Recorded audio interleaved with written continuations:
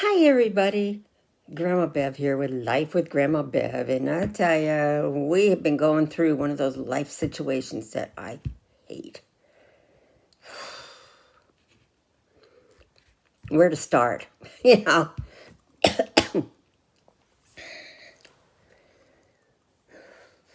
well, our little Lucy, and I say little because she's a little girl, she's real short legged, only like 7 pounds, We kind of picked up through the weekend that it seemed like she just wasn't feeling well. You know how you just know? I mean, they don't tell you anything. They don't change their facial expression, but you look at them and you just know there's something wrong. She wasn't eating. And we even gave her some of the junk food that we give the cats, to come visit out back. Ate a little bit of it, and Bob noticed, when he cleaned the litter box, there wasn't much poop in it at all. She'd pee, but not, the other. So he called yesterday and spoke with the vets, and they said, well, today's the day that they didn't have any openings, of course. Today's the day that the vet does all her surgeries, so if we want to bring her in at 9 o'clock this morning, the doctor would kind of, see her in between stuff. So Bob dropped her off, and a couple hours, well, not even a couple hours. Yeah, maybe a couple hours after that.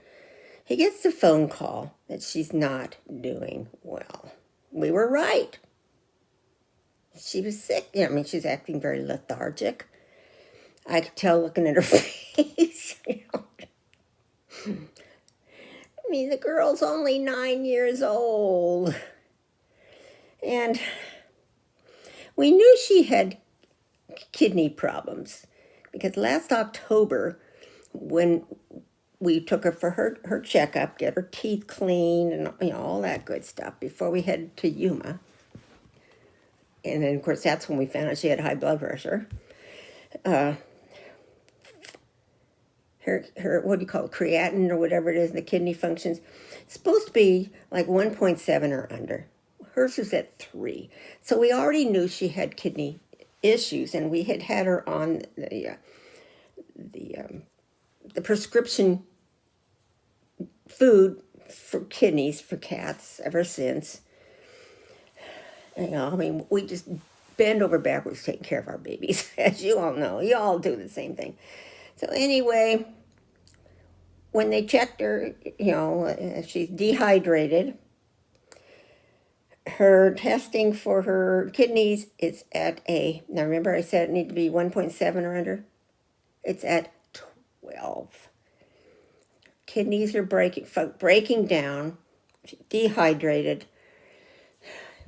We have several options.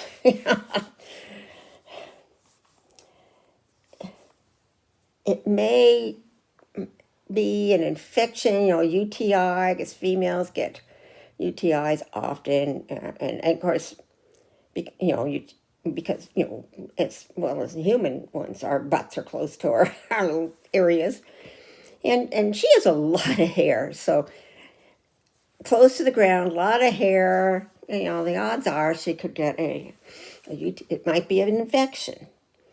We can take her up to the veterinary hospital, the emergency veterinary hospital, where the last 2 trips we made with 2 other kitties, we didn't come home with a live kitty. So I just had this thing about, I do not want to take her to there. I don't, So the alternative that we decided to do was, they've already put an IV in, they've been giving her fluids. They could give her a shot for her nausea because she says she is feeling nauseous. God, we all know how that feels. She's feeling nauseous, and they could start her on an antibiotic. But, her urine test, because it needs to be so more delved into than just doing the regular straight little urine test, would take maybe three to 5 days to get back the report on that. So in the meantime, they can give her a shot of antibiotic that would last about 2 weeks, and you give us time to see if that antibiotic works, if she's got an infection, or I don't know. It's been so much time. First, she talked to Bob on the phone, and then Bob, said, well, let me talk to my wife about it. She would need to be in the hospital for about 4 to 5 days getting these fluids. Or like she said, we could bring her home tonight, let her spend the night with us, go back in the morning, and she'd get another thing of fluids. So we do that for several days and see how she's doing. Now, sometimes the cats snap right out of it. But what might have caused the issue is when we went on our trip, it might have thrown her into stress, to where sometimes the stress will kind of throw the body into having this infection. So, what do? We don't want to lose her. We can't cancel our trip because it's all been paid for. It's like, and then we had another trip in September. So it's like we can't just stop life, but we don't want to lose her. And it costs thousands and thousands of dollars. So I'm talking $4,000 or $5,000. Now, to us, she's worth it. I mean, we have credit on our credit card. We could do it, But what if we still come home without a kitty? And, of course, the other option is to euthanize. Oh, God. So what we decided while we were talking with the doctor, and we had it on speakerphone, is we're going to pick her up at 6, bring her home, then I'll bring her back tomorrow, and she'll get more IVs tomorrow, and we'll see if she starts improving, and we should know, because we're her parents, we know her. We'll know how she's, if she's improving. We want her to have quality of life. We don't want to put her under all kinds of stress, and the vet did tell us there is a boarding vet hospital in Silverdale where she could go stay there while we're on our trip, and so she'd be getting her fluids as she needs them. There'd be doctors on call all the time, so and they have like these little condos that overlook the water.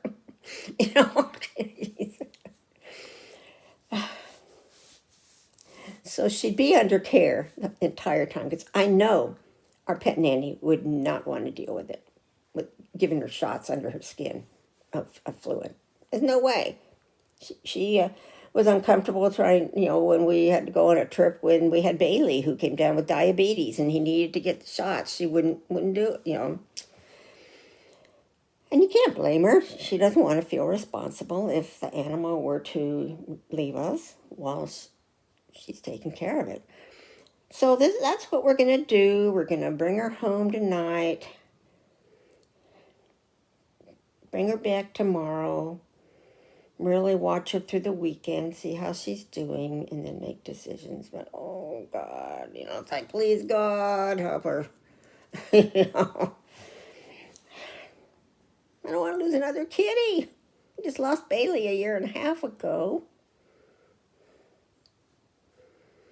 So I'm asking maybe all of you, and I know it's some of you who don't have animals think, oh, how silly. But these kids, these animals, they become our babies. They fill the void, especially for us retired people, or empty nesters in general, for our kids that have left that we always had to take care of.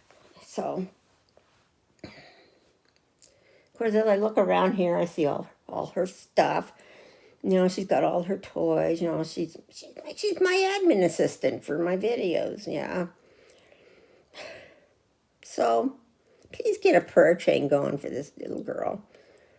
And even the doctor, the way she worded it, she says, this poor little girl is only 9. Yeah. We always end up with the animals that are sick. But like someone explained to us, but it's because when they choose us, they know we will take care of them no matter what. We will take care of them, and we do. But there comes a point where you got to make a decision. So, like I say, please, please pray for my Lucy. And I hope you're all having a better week than we've started. Well, middle of the week ended up having. I love you all. Bye.